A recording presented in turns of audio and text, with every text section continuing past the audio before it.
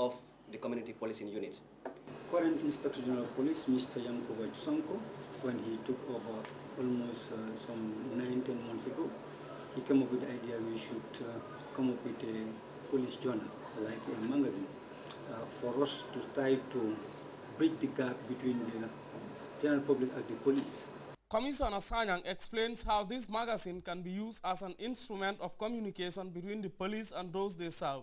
This magazine, as I earlier said, is very important because this magazine will serve to bridge the gap between the public and the police. The public will know what the police are doing because issues that are raised here and what we are doing, who are the police, what are they doing, and then the public also will have the opportunity to contribute. Although we'll be editing, but if they have anything to criticize, anything to say. According to the police commissioner, the over 5,000 copies will be on sale at the July 22nd Square during celebrations marking the 17th anniversary of the revolution. Some may be tempted to ask whether this is a money-making venture by the men and women in uniform. The answer is a big no. You know, we are not looking at the monetary aspect. The purpose of this magazine is not what we are getting. We are not intending to have any profit from it because what gives you profit is the advertisement. And if you look at the magazine, you don't have that much advertisement.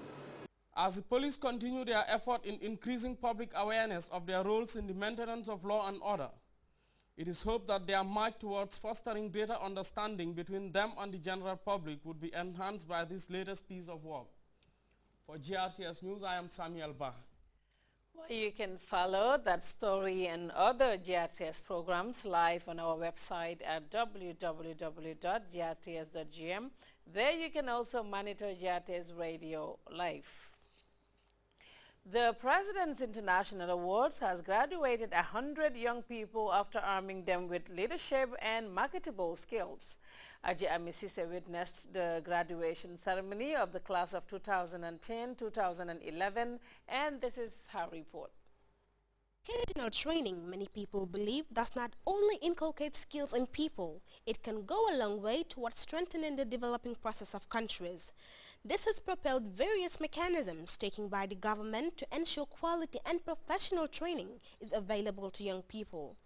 This is the foundation upon which the President's International Awards is anchored on to instill vocational skills into the country's youth folk. Tibet is now gaining grounds very rapidly, and even in international arenas, technical and vocational education and training is being given the highest priority in most of the developed countries and even developing countries. Since its inception in 1979, the President's International Awards has trained thousands of Gambians in utilizing their potentials and contributing to national development. This year's batch was tasked by officials to correct the mistakes of the past and make clear the future. Already with various courses, the institution intends to widen its scope of operations in the next academic year to meet expectations. The state does not invest its resources in protecting society, but investing in you for your continuous productivity as a sign of development and a sign of secure assets that is sustainable, reliable, within a time frame. The role young people could play in breaking societal myths about vocational training was dilated on by officials, as it has for long been taken to be meant for those without academic abilities.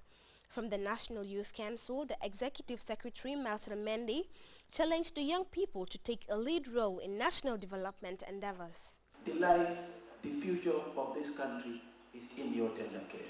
It is up to you to make it right. It is up to you to make the Gambia the Silicon Valley. It is up to you to make it what we want it to be. With recent developments portraying a drop in the number of students who transit from secondary schools, having tertiary educational institutions avail a teeming mass of youths the opportunity for self-development is a positive venture. The President's International Awards have graduated hundreds of students who are contributing towards national development.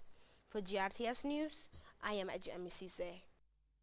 Well, time now to take our first break. When we come back, we'll take a look at news from outside the Gambia.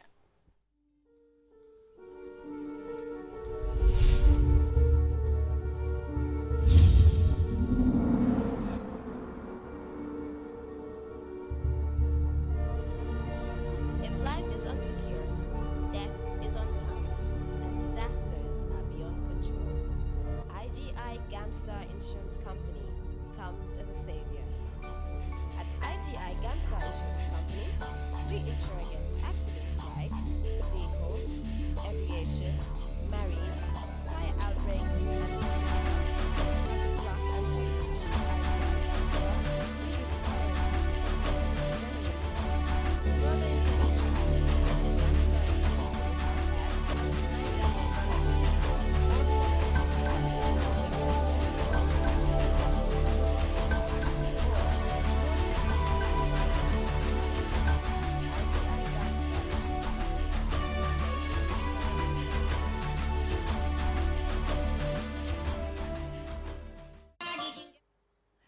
Welcome back. Opposition parties in Cameroon are questioning the independence of the country's electoral commission barely 2 months before the presidential election is due.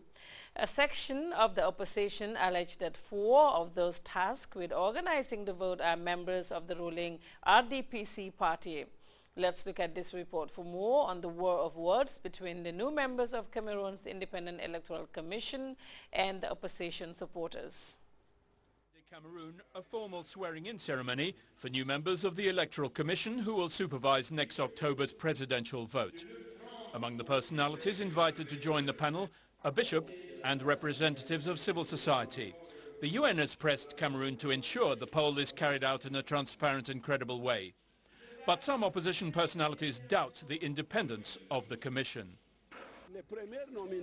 When the first nominations were made in January 2009, they consisted of 4 members of the political bureau of the ruling RDPC party.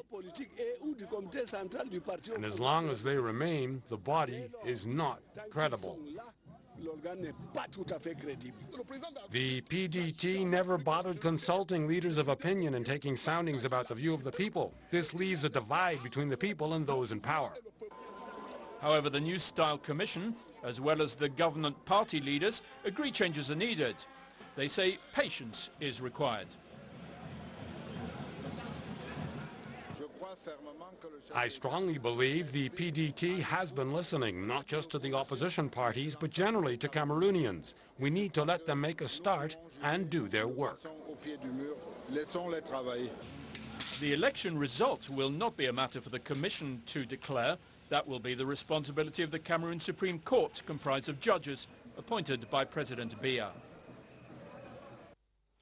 The British government has been dealt a big blow. This after London court gave 4 Kenyans the green light to sue London for alleged torture.